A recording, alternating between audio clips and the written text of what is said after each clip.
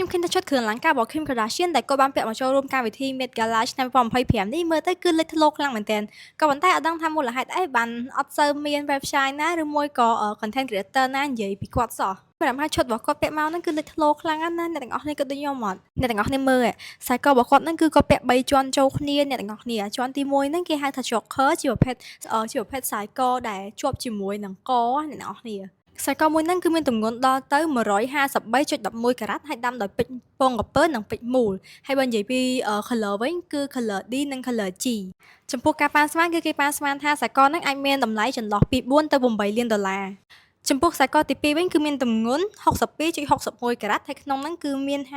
58.85ការ៉ាត់គឺជាពេជ្រដែលមានរាងពងក្រពើពួក color វិញគឺ color D ហើយនិង color F ចំពោះតម្លៃវិញគឺគេប៉ាន់ស្មានថាចន្លោះពី1លានកន្លះទៅ3លានចំពោះខ្សែទី3វិញគឺមានទម្ងន់57.27ការ៉ាត់បើ color វិញគឺ color X ហើយនិង color K ហើយរួមជាមួយនឹងពេជ្រដែលនៅកណ្ដាលហ្នឹងគឺមានទម្ងន់3.30ការ៉ាត់ដែល color វិញគឺ color I ព្រោះតម្លៃវិញគឺគេប៉ាន់ស្មានថាចន្លោះពី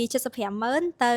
1លានកន្លះខ្ញុំមានអារម្មណ៍ថា Kim Kardashian គាត់ដាក់មកឈុតនេះមកគឺលេចធ្លោខ្លាំងមែនទែនដោយសារតែ outfit របស់គាត់គឺពណ៌ខ្មៅសុទ្ធហើយចំពោះពេជ្រដែលគាត់ជ្រើសរើសយកមកគឺសុទ្ធតែជាពេជ្រពណ៌សទៀតអញ្ចឹងវាលេចធ្លោវាឆ្លោះគ្នា